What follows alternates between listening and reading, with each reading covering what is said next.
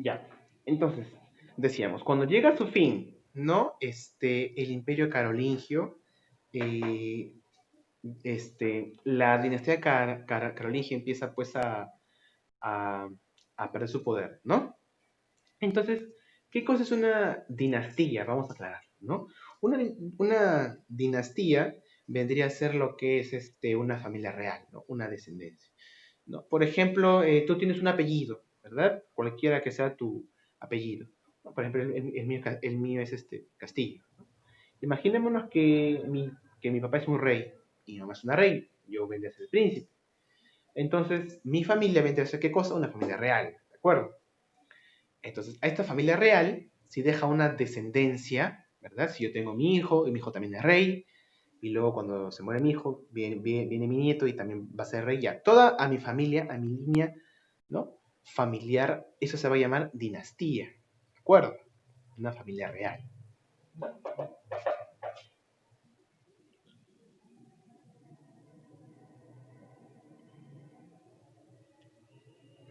Entonces, llega a su fin la dinastía carolingia, ¿verdad? Que tanto han aportado a la formación de este reino de los francos, ¿no? Y luego con su caída se desmorona el imperio carolingio y aparecen una serie de ducados y condados, ¿no? Que van a tener mucho poder autónomo, ¿de acuerdo? Van a desconocer al, al, este, al poder central del rey, que está en París, ¿no? Y van a formar sus propios ducados y van a tener pues su propia autonomía prácticamente. Como le hemos dicho, ¿no? La época feudal fue una época en donde a veces el señor feudal tenía mucho más poder que el rey porque en su feudo él era el que mandaba, ¿de acuerdo? Y eso va a pasar cuando se empiezan a desmoronar el imperio carolingio. Y aparece otra nueva dinastía, ¿no? Con Hugo Capeto, que son los Capetos. ¿Quiénes son estas personas? Los Capetos son una dinastía que toman su nombre porque según su tradición y su leyenda familiar, ¿verdad? Ellos, su familia vienen pues, el nombre de los Capetos proviene una de las versiones es de que provienen de la defensa o son los defensores de la capa de un santo. Este santo es San Martín. No San Martín de Porres, nuestro santo, sino otro San Martín, el original, ¿no? Que es el europeo. Entonces ellos son los defensores de esa capa. Entonces por eso que su apellido viene de ese origen, ¿no? De los defensores de la capa de un santo, ¿de acuerdo? De San Martín. Entonces ellos son los capetos. Llegan estos señores y hablar de los capetos es hablar pues prácticamente del feudalismo puro y duro, ¿verdad? Hemos dicho que estamos viendo los casos particulares de cada reino, ¿no? Ya hemos hablado en casos anteriores de prácticamente los sucesos más importantes de la Edad Media, pero hemos abarcado prácticamente 1000 años. Entonces, ahora vamos a ver los casos específicos de cada lugar de Europa, ¿no? De España, de Francia, de Inglaterra. En este caso estamos empezando con Francia, ¿no? Y nos situamos en el final de la dinastía de los carolingios, ¿no? Y llega a su final los carolingios y comienzan a gobernar los capetos, con Hugo Capeto. Entonces, hablar de los capetos es hablar de la consolidación del feudalismo, un feudalismo en su máxima expresión. ¿Por qué? Porque durante el gobierno de los capetos se van a formar ducados, ¿no? Estos ducados van a ser como pequeños regiones donde van a estar gobernados por un duque, pero dentro de este ducado los señores feudales van a tener mucho poder, ¿no? Van a desconocer pues al rey. El rey solamente tiene, ¿no? El rey solamente tiene pues unos pequeños territorios, ¿no? Pero hay un detalle. Esos pequeños territorios que tenía en su poder el rey eran ciudades muy importantes, ¿no? Como Orleans y como París. Que en esa época París era un vallecito, era como, estaba dentro de una isla, ¿no? Que es conocida como la isla de Francia.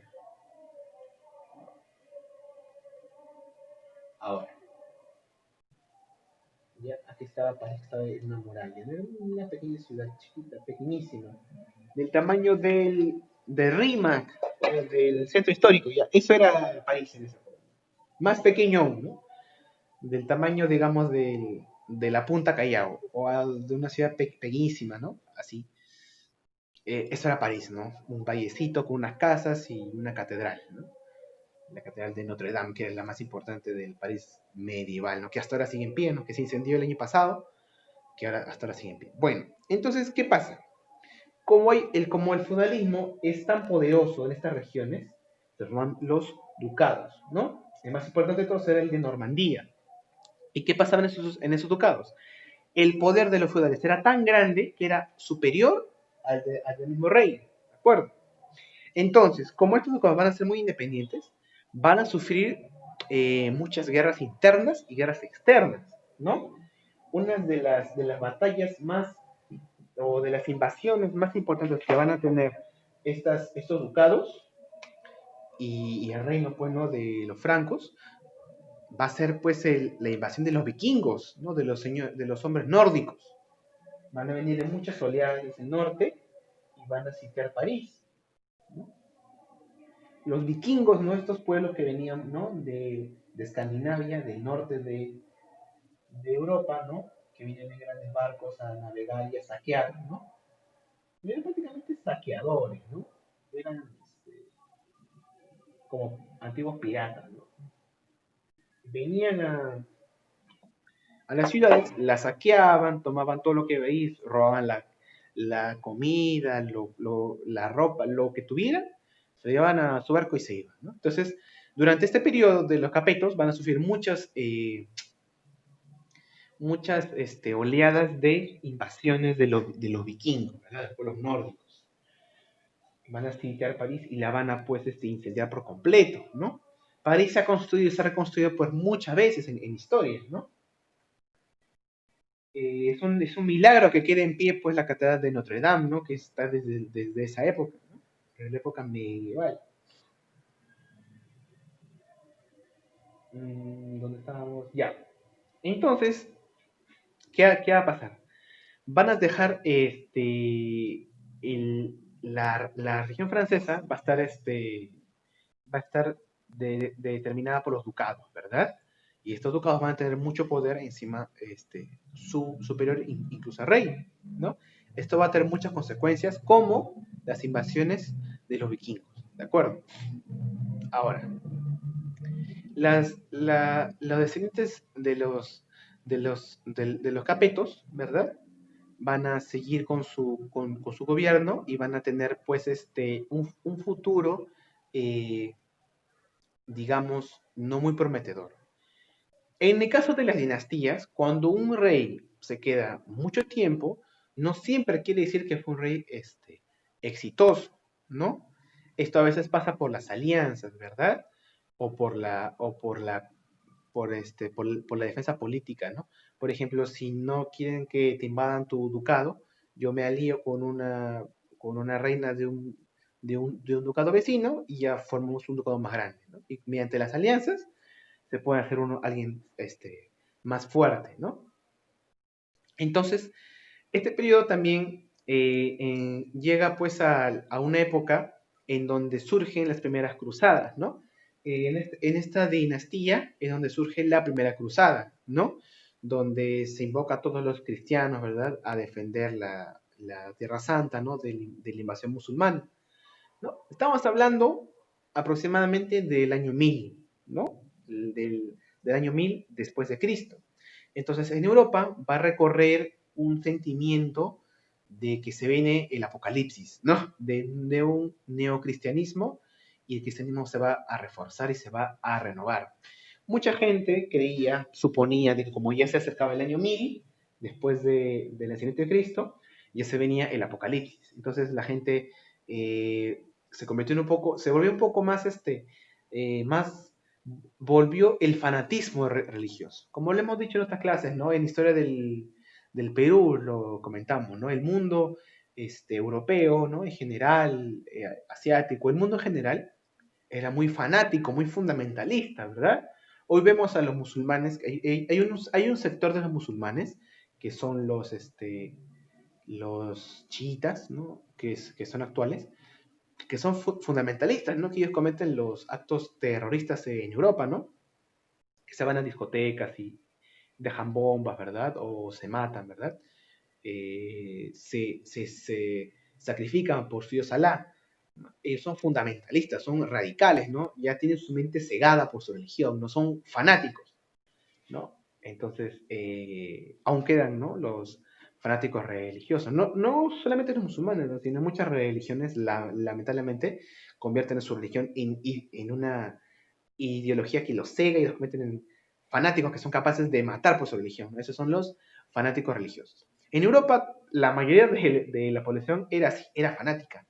Al no conocer nada, al no conocer ciencia, al no conocer otra cosa más allá de tu ducado, de tu feudo y de tu rey, el fanatismo creció mucho. Y sobre todo con esta idea de que se acercaba el año 1000, ¿no? Que se venía el apocalipsis, el juicio final, la gente pues se volvió loca. Hubo una histeria, ¿no? Colectiva que sembró también las ansias de participar en las cruzadas, ¿no? Y nacen en esta dinastía de los capetos. Pero esto se dio en unos sectores, ¿no? No en toda la población, no, no en la masa campesina. Mucha gente en la época ni siquiera sabía en qué año vivía, ¿no? No sabían ver los números, no sabían ver este, las letras, ¿no? Los libros, nada, solamente escuchaban lo que decían otros, ¿no? Pero bueno. En esta época también es muy importante, en la dinastía de los Capetos, porque aparece el Papa Silvestre II, que es un papa muy importante para la historia europea, porque va a ser un papa muy que va a aportar muchos conocimientos, ¿no? A la iglesia, como por ejemplo lo que es el ábaco, ¿no? Y también va a traer a Europa lo que es la numeración arábiga. Ustedes saben de que antes del año 1000 en Europa se utilizaban los números romanos, que son estos, ¿no?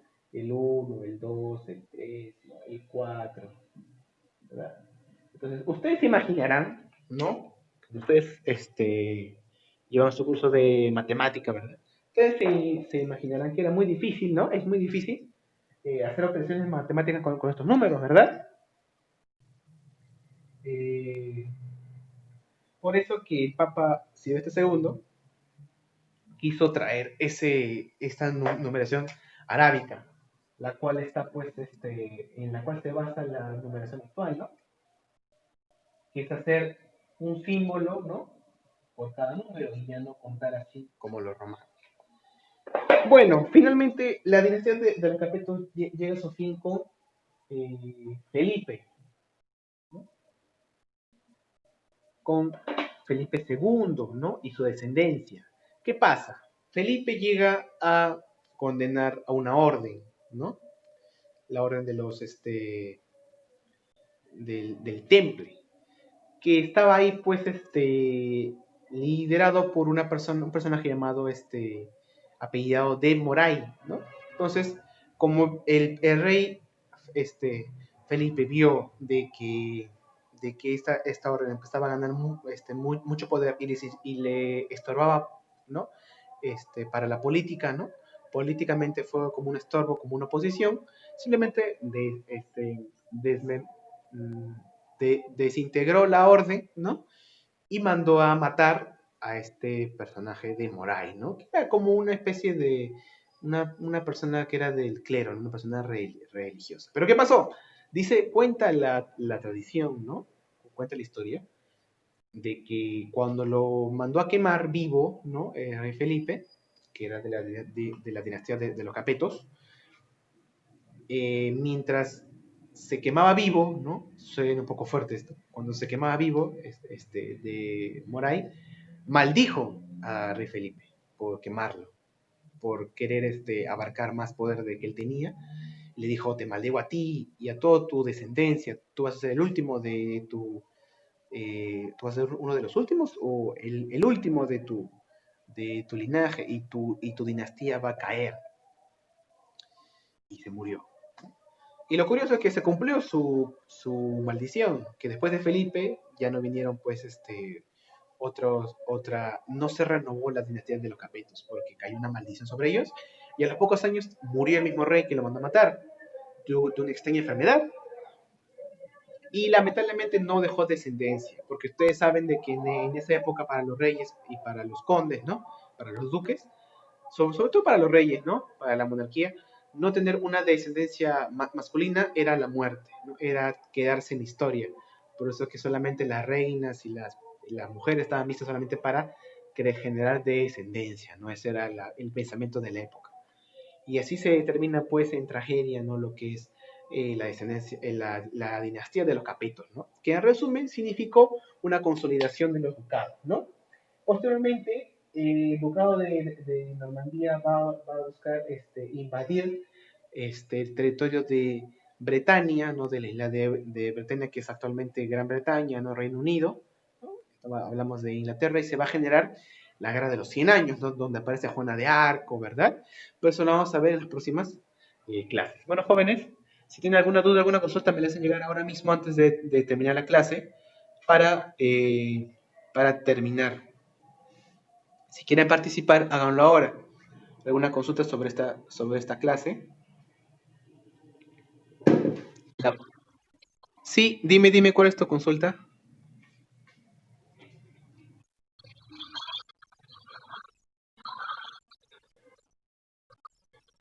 Ah, ya, como lo decíamos, ¿no? París en esa época estaba sobre una isla, era un poblado muy pequeño, tenía aproximadamente, imagínate, 10.000 personas, no llegaba ni a un estadio, ¿no? Era pequeñísimo, era un barrio. Tenía solamente la Catedral de Notre Dame. La Torre Eiffel de París es muy reciente, se construyó en el año 1880, ¿no? Incluso hay fotografías de la construcción de la Torre Eiffel, ¿no? Es algo reciente. Y ahora París es una ciudad pues extensa, inmensa, ¿no? Que viven aproximadamente 12 millones de personas. En esa época de la Edad Media, hablamos del año 900, el año 1000, ¿no? 1100, no llegaban ni a 7.000 personas, no era un valle, era un pueblo. Eran solamente casas de madera. La única construcción que quedó de esa época, ¿no? Era la Catedral de Notre Dame, como te digo. Todo lo demás eran pues casas de madera, ¿no? Los vikingos cuando llegaron se encontraron con esa ciudad, ¿no? Les voy a dejar un clip un pequeño video en la página en el grupo del salón donde se recrea esta invasión. Hay una serie, no recuerdo en qué canal la están pasando, que se llama Vikingos, donde en uno de los episodios hablan de la invasión a París. Está es un poco fantasiosa, pero yo le voy a dejar ahí algunos comentarios de qué cosa es real y qué cosa no. ¿Alguien más que quiera participar?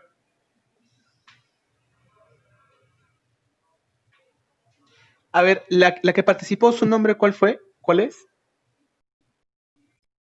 Ah, ya, perfecto. Sí, como les hemos dicho, ¿no? La Torre Eiffel es muy posterior, ¿no? En el año 1100 todavía no existía la Torre Eiffel, solamente estaba la Catedral de Notre Dame, que sigue en pie hasta el día de hoy. ¿Alguna pregunta más de alguien?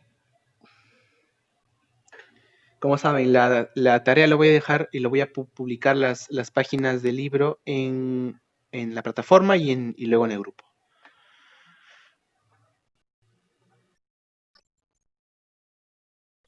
Ajá, sí, como siempre, como es de costumbre. Si es que por algún motivo no te envío o alguien no le envío las preguntas, hágamelo recordar, porque yo tengo acá mi lista de los que no tienen libro, ¿no? Y a ellos nomás les envío, pero de repente alguien más no tiene libro y no me dijo y no está haciendo trabajos, de repente se está perjudicando, ¿no? Igual yo les pregunto a algunos que no tengo en mi lista, no sé si es que tienen libro, pero igual yo siempre les envío sus preguntas.